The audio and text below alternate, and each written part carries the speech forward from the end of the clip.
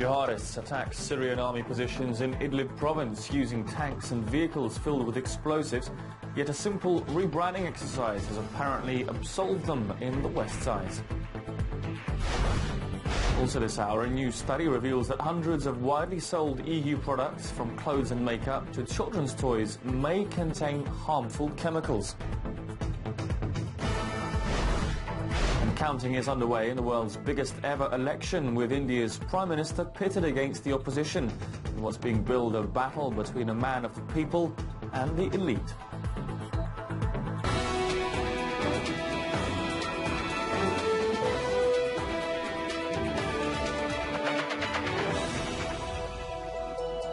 Hello, live from Moscow, watching RT International. I'm Daniel Hawkins. Wherever you are, welcome to the programme. Terrorist group Islamic State may have been all but routed in Syria. Jihadists, though, are still wreaking havoc in the country. The latest incarnation of what was the al-Nusra Front has attacked Syrian army positions in northern Idlib province, the last rebel stronghold in the country. But by rebranding, the extremists appear to have fooled some in the West. Murad Gazdiev explains. This late in the civil war, by any measure, this offensive was huge. Hayat Tahrir al-Sham, or HTS, widely viewed as al-Qaeda's wing in Syria, Nusra Front, fielded hundreds of jihadists for this offensive. According to Russian intelligence, 30 pickup trucks equipped with various guns, 7 tanks, 4 APCs, 2 jihad mobiles, or vehicles packed with explosives and driven by suicide bombers. As I said, a huge offensive aimed at taking a government-held town, Kafr Nabuda.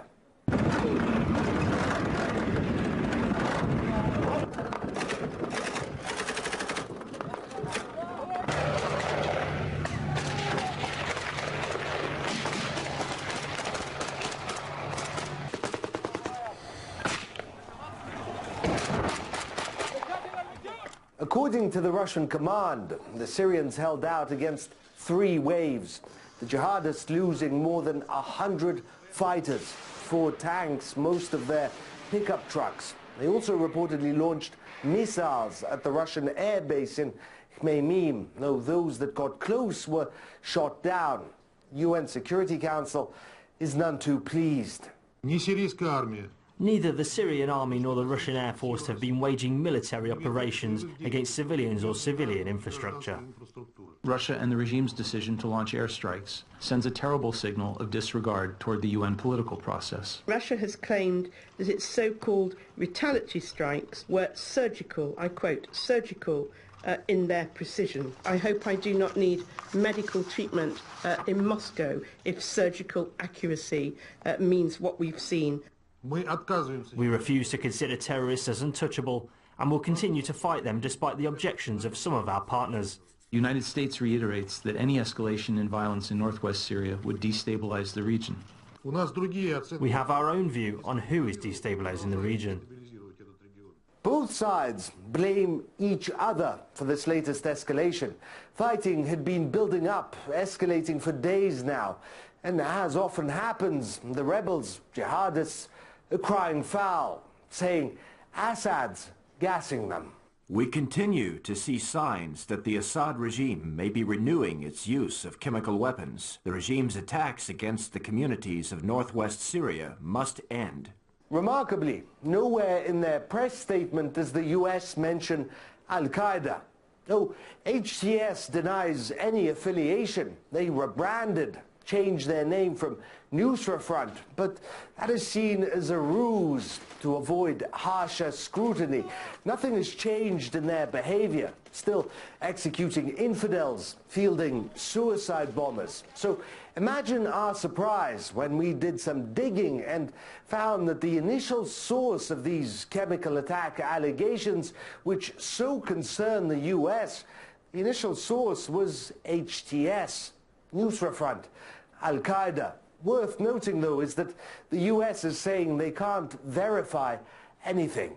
Bombing attacks, which have been indiscriminate and very vicious, have sent some 150 to 200,000 people in Idlib, most of whom are already internally displaced people, to move again to temporary housing and create a huge burden on our very broad humanitarian effort that we and the rest of the international community are making. So we're watching this very closely. Also the reports of chemical weapons use. So far we cannot confirm it, but we are watching it.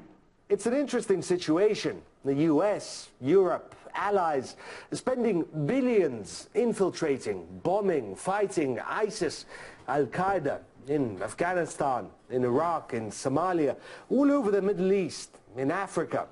Yet in Syria's Idlib, Al-Qaeda's biggest stronghold, they're taking their side, if indirectly, demanding that the Syrian government leave them alone, taking seriously their claims and statements about chemical weapons. As I say, remarkable.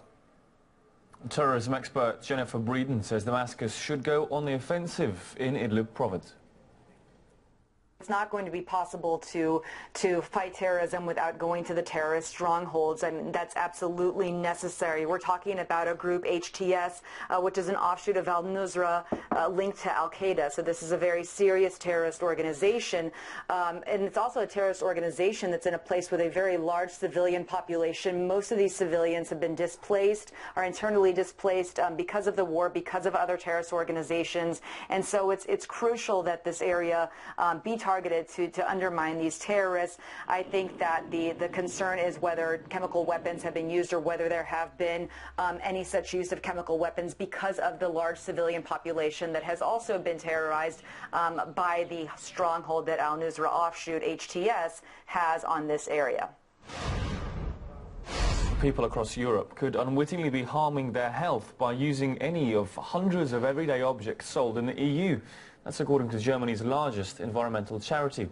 Charlotte Dubinsky has more. When it comes to using hazardous chemicals at home, we're told to wear gloves and to rinse immediately if your skin comes into contact with the product.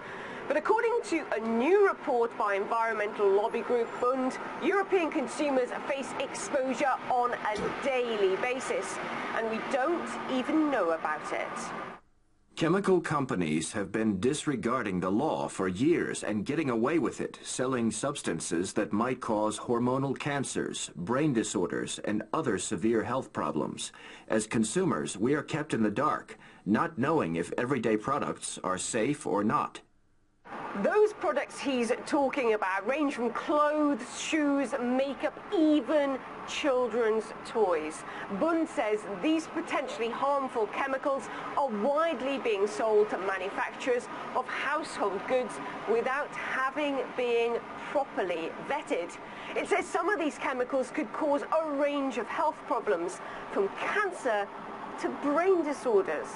Worse still, the European Chemical Agency, or ECHA, is accused of trying to sweep this scandal under the rug.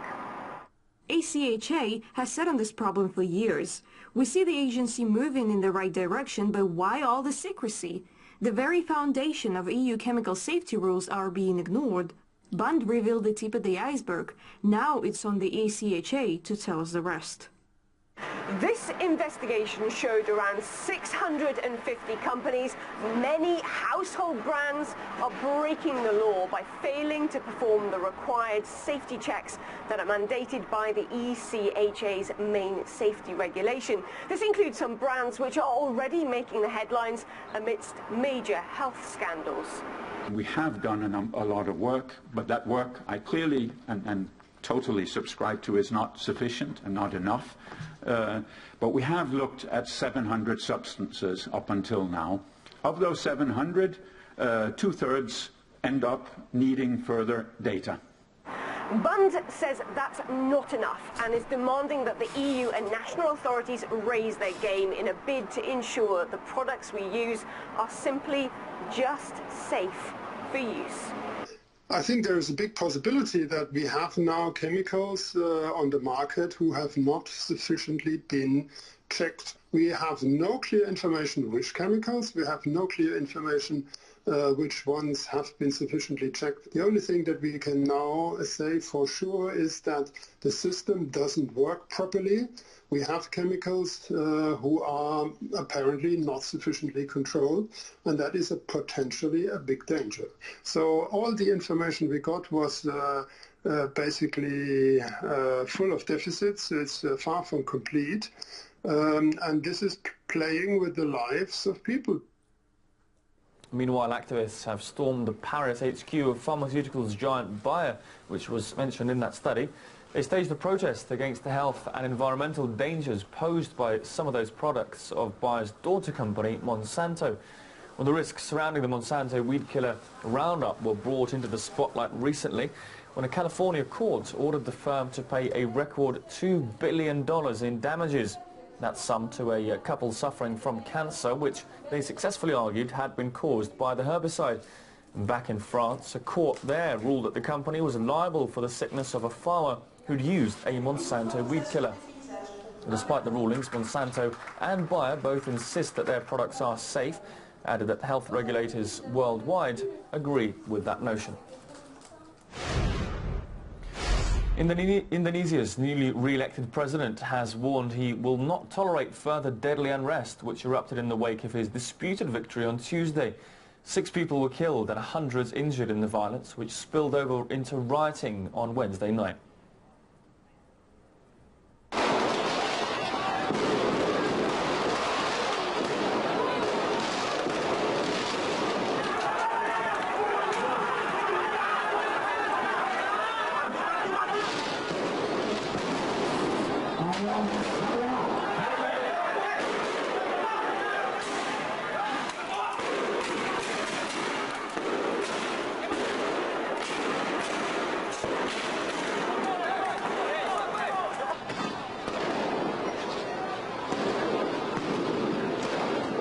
The US Embassy in Jakarta issued a safety alert to its citizens to avoid the protests. These broke out shortly after the Central Election Committee confirmed the victory of current President Joko Widodo. Several thousand supporters of his opponent, retired military general Prabowo Subianto, took to the street. Authorities used tear gas and water cannon to disperse the protesters, who were armed with rocks and Molotov cocktails. The opposition leader claims there was widespread cheating and is going to challenge the result. Counter-terrorism specialist Andrin Raj says radical Islamists are infiltrating political groups in Indonesia to propagate their ideas. The situation now in Indonesia is getting a little bit serious due to the fact that political Islam has been evolving fast in the Southeast Asian countries, especially in Indonesia. So we see extremists and radicals gaining popularity in political parties, opposition parties, such as what's transpiring now in Indonesia. Radical Islamist groups as well as extremist groups are penetrating political parties to now enter into a political limelight where they can actually provocate and propagate their ideological beliefs or their political needs in these countries. A mammoth counting task is underway in India, which has just held the world's biggest ever election. The latest exit polls suggest the current Prime Minister, who's being touted as a man of the people, is on course for a landslide victory. RT's Ilya Petrenko looks at why his rival, dubbed the candidate of the elite, has apparently failed to make inroads. An election in a country that's home to at least 1.3 billion people takes a while, certainly. After more than a month, it's finally done and dusted. And here's an exit poll. And this political bloc is the team behind the man who's already been in charge of India for 5 years, Narendra Modi. But despite that, he's still seen as someone who was up against the good old elite. Maybe that's still the root of his popularity. Have a look at this simple guy, Modi. As a child, the Prime Minister helped his dad sell tea at a railway station. Ever heard of the caste system in India? Well, his was officially classed as backwards. There was even a TV show called The Journey of the Common Man, showing his tough life path.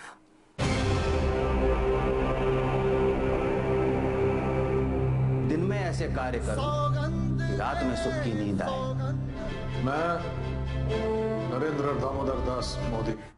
Now, let's compare that to opposition leader Rahul Gandhi's background. His father was a prime minister, preceded by, guess who? His grandmother. His great-grandfather was the founder of modern India. And what an alma mater, the UK's super elite Cambridge University. How's that for a contrast? Surely there are plenty of other whys and hows that must be behind Mr. Modi's success. But there's barely a doubt the elitist glare of Rahul Gandhi and his once almighty Indian National Congress Party really pulled the opposition's strongman down in the 2019 poll. Rahul Gandhi is not seen as a serious challenger to Mr. Narendra Modi because dynasty is not, it doesn't appeal to the younger people in the country anymore. If you contrast the dynasty of Rahul Gandhi to, let's say, that of Prime Minister Narendra Modi, who actually has risen from the bottom, he comes from the very poor section of society. He comes from a caste which is called other backward caste, OBC. So given the fact that there is a lot of appeal for people coming from the very bottom and rising, I think that contrasts with the, the dynasty of Congress, and the Congress has overplayed it for the last almost 70 years. It has completely lost its appeal. Year on year, it's becoming clear. Politicians all around the world should have realized being a part of the elite is now out of fashion. Shall I remind you of what's been going on with the people's voting habits everywhere lately?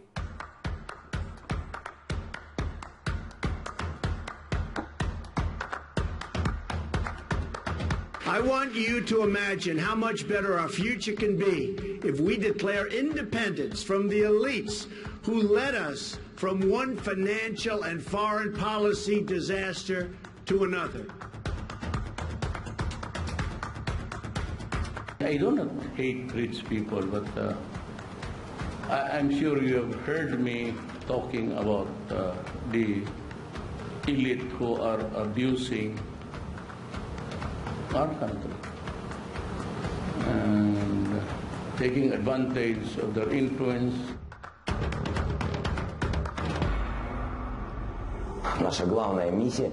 Our main task is to bring into the politics of our country completely new people, fresh, decent people who actually care. What if soon government hopefuls will begin misplacing their elite backgrounds, just like some do with parts of their tax returns? Huawei's dealt another blow as Japanese tech giant Panasonic halts cooperation with a Chinese firm, citing US restrictions. More on that in a few moments.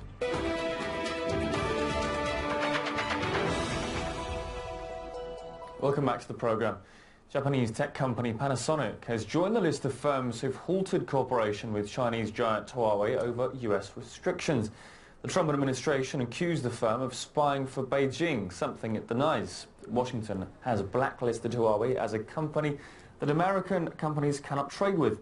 It all comes amid an ongoing trade war between the US and China. This has seen America impose tariffs on $200 billion worth of Chinese goods. Beijing, in retaliation, plans to raise import tariffs to 25% from next month. The spat between the world's two largest economies has led some in China to try and boost morale with a rousing song that's gone viral.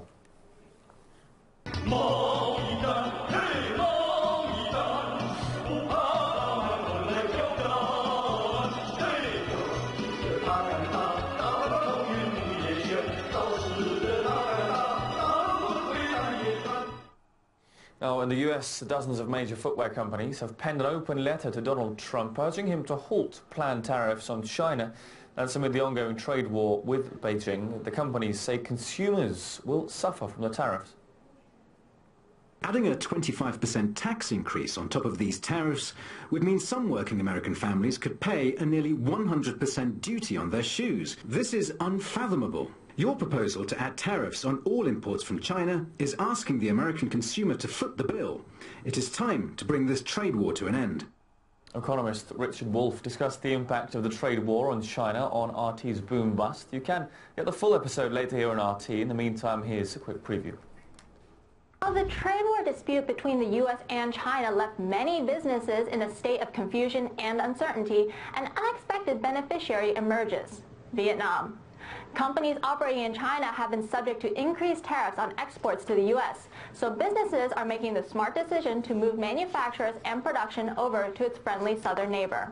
But how much of it has to do with tariffs? For companies, both Chinese and foreign in China, they looking always for the cheapest labor. They began, long before the tariffs, to look around elsewhere in Asia, particularly, for example, in Vietnam, where the wages were and still are considerably cheaper. Now they have a second incentive. Not only will they make more profits by cheap wages in Vietnam, but the United States has not yet put tariffs on Vietnamese goods so that they don't have that problem either. Every company and every country in the world is watching an aggressive economic nationalism make it risky to do business with an American company or with anybody from the United States, because you could be cut off suddenly by some politician who's looking to advance his career the way Mr. Trump is. And it'll mean taking a step back from business with America, cutting a deal with another producer who's not an American,